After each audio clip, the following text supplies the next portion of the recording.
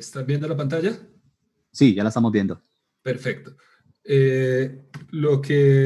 Bueno, muchas gracias a Pacho y a todos los organizadores para que nos conozcamos y podamos trabajar o podamos optimizar nuestros esfuerzos. Veo que muchos estamos trabajando sobre temas parecidos. Esto es positivo, quiere decir que no estamos, es decir, que no todos estamos tan equivocados, que más o menos sabemos qué estamos haciendo, y tal vez lo que he notado es que todos necesitamos datos, todos necesitamos datos más o menos actualizados para afinar nuestros modelos, pero todos estamos con modelos, digamos, con ideas más o menos bien establecidas. Yo voy a hablar de dos cosas en las que estamos trabajando, o en las que queremos trabajar más bien: modelos espaciotemporales, epidemiológicos, y detección de noticias falsas, o para ser más exacto, caracterización de noticias falsas. Estos son mis datos. Yo soy ingeniero, sin embargo trabajo en la Facultad de Medicina en imágenes diagnósticas, y soy parte del grupo de bioinformática, por si alguien se quiere comunicar después, o piensan que podemos tener colaboraciones, o simplemente para aclarar alguna duda. Entonces, lo primero es algo que pensaba que lo iban a dar en una presentación antes que la mía, lo dieron como en 7, pero está muy bien. Son los modelos CIR, modelos ya tienen casi 100 años, modelos compartimentales de enfermedad en los que se pasa de un estado susceptible a un estado infectado a un estado recuperado. Son enfermedades no fatales, generalmente, que generan algún tipo de inmunidad, por ejemplo, las paperas. Todo esto ya lo vimos, ya todos estamos familiarizados. Antes todos sabíamos de fútbol, después supimos de distribución energética con Hidroituango. Hoy en día todos somos epidemiólogos, o por lo menos hablamos el mismo lenguaje. Entonces, quisiera más bien enfocarme un poco en lo que hacen estos modelos, es decir, porque estos modelos son válidos. Eh, se llaman modelos compartimentales porque, digamos, son compartimentos separados, pero asumen una cosa fundamental, y es que el paso de un cajón al otro depende de cuántos, o de un compartimento al otro, si prefieren, depende de cuántos elementos hay. Aquí están las ecuaciones que ya conocemos. Pasar de susceptible a infectado es una multiplicación, o es proporcional al número de susceptibles, al número de infectados, y a un factor beta, que es el factor de propagación o de infecciosidad, si prefieren. Eh, Aunque decimos que son multicompartimentales, en realidad es curioso, porque los modelos de enfermedad son un solo compartimento. Es decir, la primera suposición es que pasar de un compartimento al otro depende del número de individuos que están en cada compartimento, pero en realidad están todos en el mismo compartimento, llámese en el mismo ecosistema, en la misma área. Si estamos, por ejemplo, modelando un brote epidémico qué sé yo, en una caserna del ejército o en un colegio, están todos compartiendo el mismo espacio. Es decir, de alguna manera todos lo compartimos. Y la suposición fundamental, y esto podría modelarse mediante agentes, o estos días han salido animaciones muy buenas que explican esto. Digamos, los pasos entre compartimentos son aproximaciones de la probabilidad que yo esté en contacto con alguien es decir, que alguien sano esté con alguien infectado. Y el paso de infectado a recuperado es simplemente qué tan buena es nuestra medicina, o eh, qué tan agresivo es la enfermedad.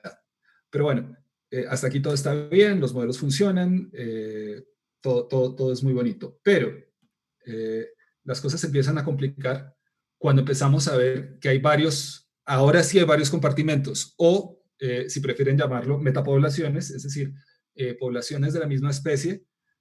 Todos pertenecemos a la especie humana, pero estamos divididos en zonas apartes. Podemos ver aquí 3 metapoblaciones, digamos, que están separadas geográficamente. A está muy bien, A no tiene infectados, no sabemos que en el tiempo no le va a pasar nada. B tiene algunos infectados, ya tiene mucha gente recuperada, tal vez esté saliendo, tal vez está a punto de conseguir inmunidad de manada, no lo sabemos. C está muy infectado por alguna razón, y lo que podríamos hacer es simplemente tener nuestras ecuaciones, que es la solución del modelo CIR, es la función, no es la exponencial, ahora se me olvidó el nombre, logística. Entonces simplemente sabemos que A va a seguir igual, ya llegó a un estado estable, B y C lo calculamos y hacemos una sumatoria. Obviamente, el mundo hoy en día, como nos hemos dado cuenta, ha cambiado radicalmente y puede ser que a un sujeto de A le dé por pasear a B. En este caso no pasa mucho, digamos el N de B aumenta un poco, el A de B cambia un poco, la persona que migra le puede pasar algo o no, puede infectarse o no. Sin embargo, el C, digamos alguien que va del país C, que no es China, esto fue pura coincidencia, al país A, digamos, estamos poniéndolo en un estado ideal en el que se puede expandir la enfermedad. Obviamente cada uno de estos hace muchas decisiones y al final terminamos en algo que ya no es tan sencillo, ya no es simplemente sumar los diferentes elementos. Y por eso ha sido tan difícil modelar tanto a nivel mundial como a nivel local las enfermedades.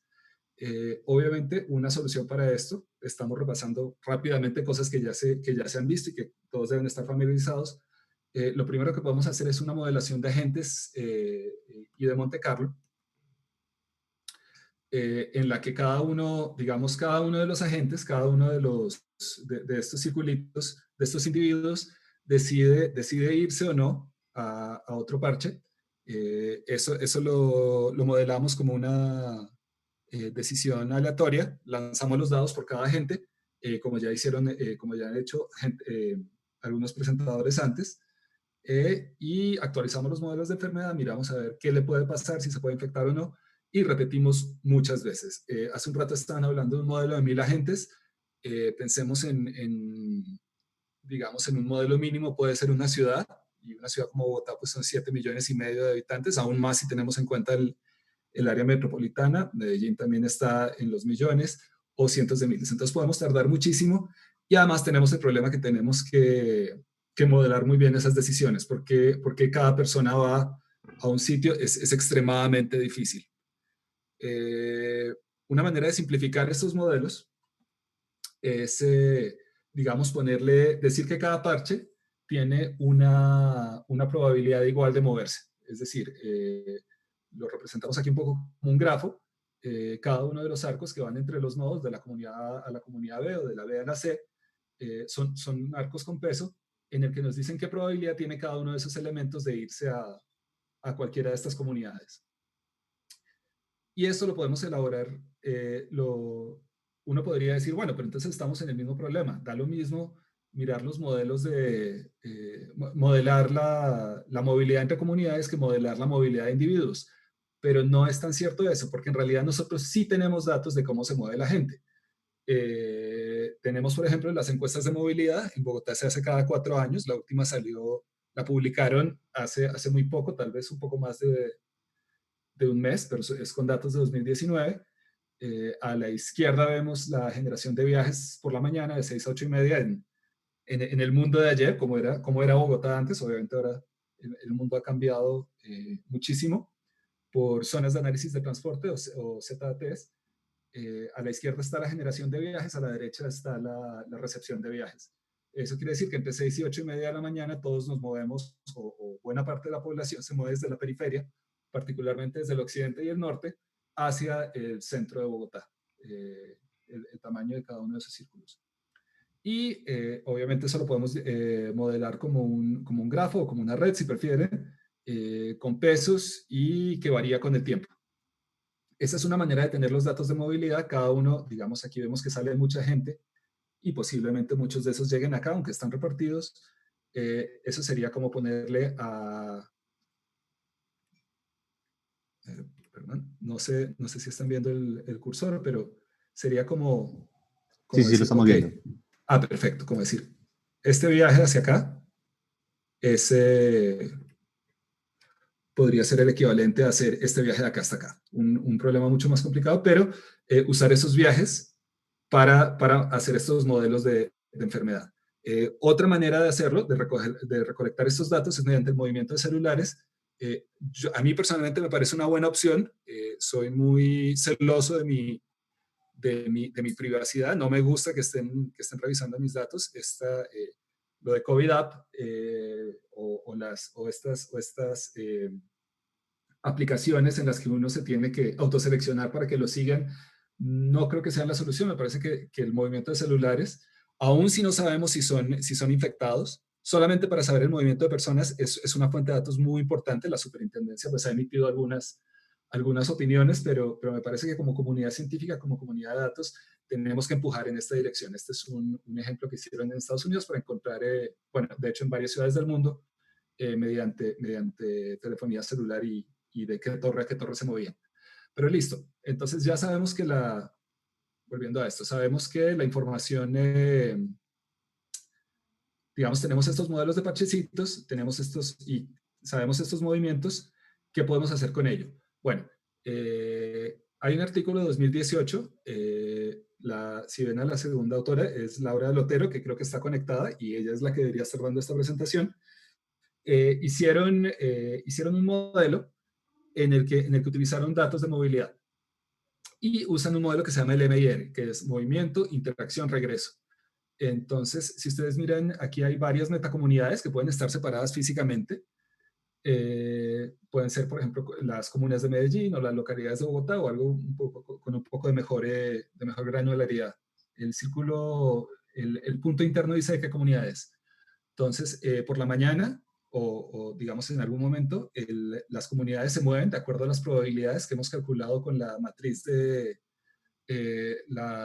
origen-destino de la encuesta de movilidad o de otros datos adicionales que tengamos. Se mueve con una cierta probabilidad. Esta es una modelación de agentes. Cada agente se va a otro parche donde interactúa con los demás y se puede infectar o no. Y aquí podemos usar, digamos, este es un modelo, cada uno de estos es un modelo CIR pequeñito y vuelve por la tarde, interactúa con su entorno y esto se repite varias veces. Típicamente es un viaje de un día. Esto sería un modelo de agentes. Le pusieron un poco más de sabor, un poco más de encanto a esto, y lo que hicieron es modelarlo como algo que se llama un multiplexor, un multiplex, una red, pero que tiene varias conexiones, no solamente una. Y si ustedes ven acá, cada una de estas layers, cada una de estas capas puede corresponder, por ejemplo, a un grupo etario o a un grupo de nivel socioeconómico, es decir, a varios tipos de grupos y cada uno se mueve con una probabilidad diferente. Mi papá, que tiene 76 años, posiblemente tiene unos patrones de viaje muy diferentes que los míos, a pesar de que vivimos muy cerca. Entonces, con esto podemos modelar y esta información se puede sacar de la encuesta de movilidad y dependiendo de cuántos datos tuviéramos, podríamos sacarlo de los datos de celular. Se puede modelar como agentes, es complicado, es difícil. También se puede modelar como una cadena de Markov, en la que, digamos, acuérdense que las cadenas de Markov se pueden ver o bien como un individuo o un saltar de un estado a otro estado, y yo prefiero a veces es mejor tener esa interpretación, como modelos de difusividad, en la cual la probabilidad se va expandiendo por todos y obviamente a esto lo que le queremos hacer es meterle algunos elementos de infección y ver cómo se expande y obviamente saber cómo lo vamos a alterar para que no se expanda más. El mismo grupo, o parte de los autores del artículo anterior, de la Universidad de Zaragoza y de la Rovira y Virgil de Tarragona, entre otros, ya hicieron este modelo para el COVID-19. Hacen un modelo un poco más grande, susceptibles, expuestos, es decir, gente que ha estado expuesta, pero todavía no presenta síntomas, o no necesariamente se va a infectar, asintomáticos, infectados, hospitalizados, recuperados y muertos. Estos dos son complementarios, recuperados y muertos, pues para términos epidemiológicos son lo mismo. Hacen un montón de matemática, lo ponen como una cadena de Markov, plantean las ecuaciones diferenciales únicamente usando la probabilidad y cuando lo ruedan les dan resultados así, resultados muy, muy interesantes. Estos son los datos me parece que salieron de la segunda semana de marzo o de la primera semana de marzo y lo proyectaron y les ajusta muy bien. Hay algunos sitios en los que no ajusta, por ejemplo, acuérdense que España es un país muy, muy, muy diverso en muchos aspectos, entre ellos político, entonces el poder político de las regiones varía mucho.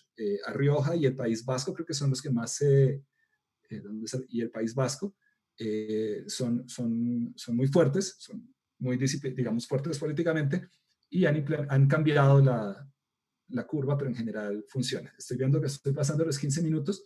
Básicamente eso era lo que les quería mostrar. Estamos buscando datos, queremos que publiquen datos de infección por zonas de análisis de transporte, y estamos más que listos a correr estos modelos con, digamos, con la colaboración de los grupos de Zaragoza y Rovira y Vichy. Muy rápidamente vamos a pasar por un proyecto que pasamos a la convocatoria de MinCiencias. Todavía no sabemos si pasó, no creo, porque la competencia está muy dura. Si ustedes buscan noticias falsas de coronavirus, les sale cualquier cantidad de cosas, pero ya hay unas muy chistosas, pero hay otras que ya empiezan a ser muy peligrosas. Hay gente arrestada, puede haber escasez de medicamentos, puede haber acumulación de personas, lo cual obviamente aumenta los riesgos de transmisión de la enfermedad. Ya apareció el primer set de datos de Twitter en el que siguen coronavirus. Buscan pues centro de CDC, Center for Disease Control, coronavirus, sinofobia o el miedo u odio a los chinos, que es algo que se está viendo, pandémicas. Y estos datos ya están disponibles, más o menos son como unos 11 millones de trinos, 5 millones en inglés, 1.200.000 en español. Lo que nosotros estamos proponiendo en el proyecto son dos cosas. Primero, hacer un análisis de lenguaje, análisis mediante tópicos latentes o tópicos jerárquicos ocultos, es decir, todas estas cosas maravillosas que hace la gente de análisis del lenguaje para ver cómo se acumulan, y después ver cuáles, digamos, qué se acumula con qué, digamos, dígame. ¿Cuánto te falta? 20 segundos, me falta Listo, un slide. dale, listo. Ok, digamos, una parte es análisis de lenguaje, que hay que hacer, lo harán los genios del LISI de la Universidad Nacional. Otra parte, que es la que me queda a mí un poco más cerca, es comunidades. Pero este es un artículo que apareció hace muy poco de la separación en Twitter de los antivacunas y los pro vacuna, y, digamos, tal vez ver por qué líneas se ponen. Finalmente, bueno, lo último es recomendarles este libro, si tienen tiempo, La señal y el ruido, o Porque tantas predicciones fallan, pero algunas no lo hacen, porque eso es lo que estamos haciendo. Estamos haciendo muchas predicciones, muchas van a fallar, pero algunas no lo harán. Muchas gracias. Si hay alguna pregunta. Listo, Juan, muchas gracias. Bueno, no, ahí solamente que nos dicen que es importante, que sería vital estas cosas para determinar la tasa de transmisión. Y lo que mencionaste de Laura Lotero está trabajando aquí en Medellín con un grupo que incluso está con Jairo Espinosa, y esperamos mostrarles resultados pronto con respecto a esos modelos también aquí en Medellín. Sí, perdón, sigue. Sí, no, listo, ya voy a darle paso a Jesús Velázquez para continuar con la siguiente charla. Y ahí nos estamos comunicando, Juan.